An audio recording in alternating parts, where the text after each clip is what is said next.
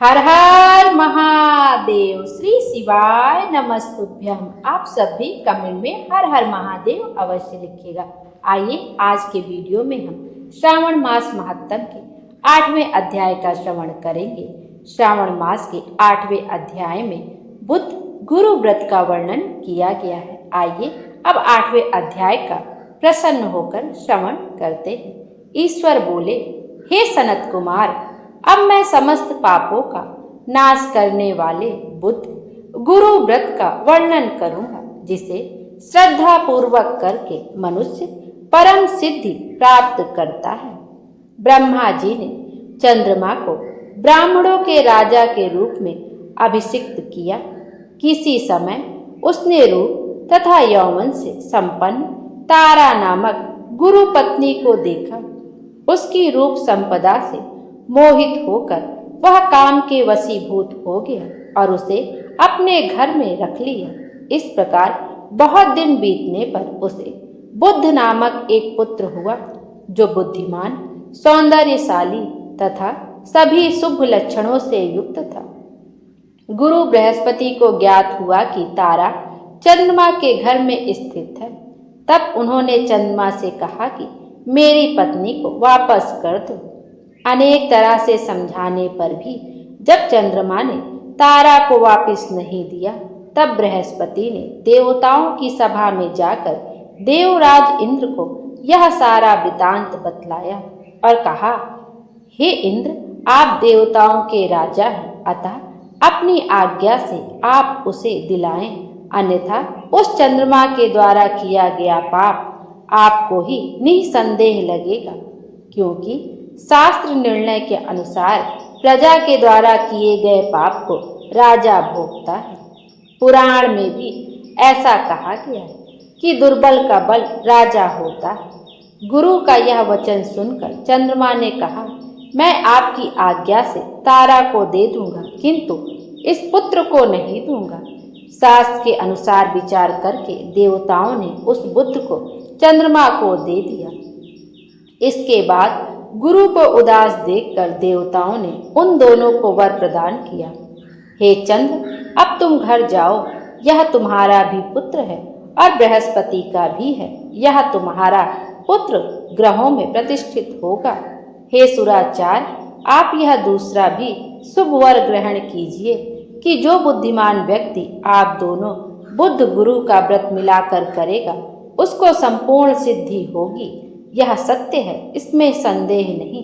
शंकर जी के लिए अत्यंत प्रिय इस श्रावण मास के आने पर जो लोग बुधवार तथा बृहस्पतिवार को पूजन व्रत करेंगे, उन्हें सिद्धि प्राप्त होगी। इस व्रत में दही तथा भात का नैवेद्य व्रत सिद्धि में मूल हेतु है।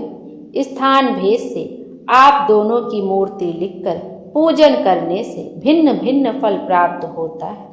यदि कोई हिंडोले के ऊपरी स्थान पर आप दोनों की मूर्ति रखकर पूजन करे, तो वह सर्वगुण संपन्न तथा दीर्घ आयु पुत्र प्राप्त करेगा।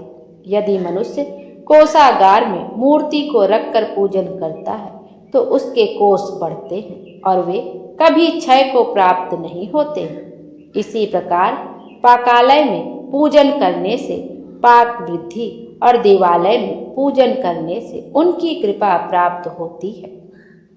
शय्यागार में पूजन करने से स्त्री का वियोग कभी नहीं होता है।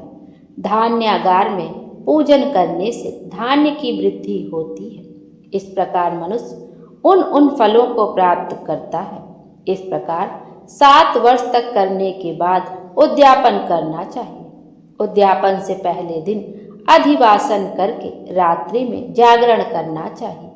सुवर्ण की प्रतिमा बनाकर विधि पूर्वक 16 उपचारों से पूजन करने के पश्चात तिल, घृत, चारु और अपामार्ग तथा अश्वत्थ से युक्त समिधाओं से होम करना चाहिए। अंत में पूर्ण आहुति देनी चाहिए। उसके बाद मामा व भांजे को प्रयत्न पूर्वक भोजन कराना चाहिए। इसके बाद ब्राह्मणों को तथा अन्य लोगों को भी भोजन कराना चाहिए। स्वयं भी भोजन करना चाहिए। इस विधि से 7 वर्ष तक करने पर मनुष्य सभी मनोरथों को प्राप्त कर लेता है। जो इसे विद्या की कामना से करता है वह वेद व शास्त्र के अर्थों को जानने वाला हो जाता है। बुद्ध बुद्धि प्रदान करते हैं और गुरु बृहस्पति गुरुता प्रदान करते हैं। सनत कुमार बोले, हे भगवान, आपने जो यह कहा है कि इस अवसर पर मामा तथा भांजे को भोजन कराना चाहिए, यदि बताने योग्य हो तो इसका कारण बताइए। ईश्वर बोले, हे सनत कुमार, पूर्व काल में अत्यंत दीन तथा दरिद्र कोई दो ब्राह्मण थे। वे दोनों मामा भांजे थे। उदार पूर्ति हेतु परिश्रम पूर्वक भ्रमण करते हुए वे दोनों किसी नगर में अन्न मांगने के लिए गए थे। उन्होंने घर घर में श्रावण मास में प्रत्येक वार को उस वार का व्रत होते हुए देखा, किंतु कहीं भी बुद्ध गुरु का व्रत नहीं देखा। तब उन्होंने बहुत देर तक परस्पर विचार किया कि सभी वारों का व्रत तो सर्वत्र दिखाई पड़ रहा है, किंतु बुद्ध गुरु का कहीं नहीं। अतः चूंकि यह व्रत अनुशिष्टित है, इसलिए हम दोनों को चाहिए कि इस शुभ व्रत का अनुष्ठान आदर पूर्वक करें। किंतु हे सनत कुमार, इसकी विधि न जानने के कारण वे दोनों संशय में पड़ गए। तब रात्रि में उन्हें स्वप्न में इस व्रत की विधि दृष्टिगोचर हो गई। इसके बाद उन्होंने उसकी विधि के अनुसार व्रत को किया, जिससे उन्होंने अपार संपदा प्राप्त की। प्रतिदिन उनकी संपत्ति बढ़ने लगी और सभी लोगों को ज्ञात भी हो गई। इस प्रकार 7 वर्ष तक करके वे पुत्र व पौत्र आदि से संपन्न हो गए। उसके बाद उनके ऊपर प्रसन्न होकर बुद्ध व गुरु प्रकट हुए और उन्होंने उन दोनों को यह वर दिया कि आप दोनों ने हम दोनों के निमित्त इस व्रत को प्रवर्तित किया है, अतः आज से कोई भी इस शुभ व्रत को करे, उसे व्रत की समाप्ति पर मामा तथा भांजे को प्रयत्न पूर्वक भोजन कराना चाहिए। इस व्रत के प्रभाव से उसे सभी कामनाओं की परम सिद्धि हो जाती है और अंत में चंद्र सूर्य पर्यंत उसका हमारे लोक में वास होता है। इस प्रकार श्री स्कंद पुराण के अंतर्गत ईश्वर सनत कुमार संवाद में श्रावण मास महात्म में बुद्ध गुरु व्रत कथन नामक अध्याय 8वां अध्याय पूर्ण हुआ। बोलो शंकर भगवान की जय। शंकर भगवान हम सब की मनोकामना पूर्ण करें और हमारे जीवन को खुशियों से भर दें। Thank you.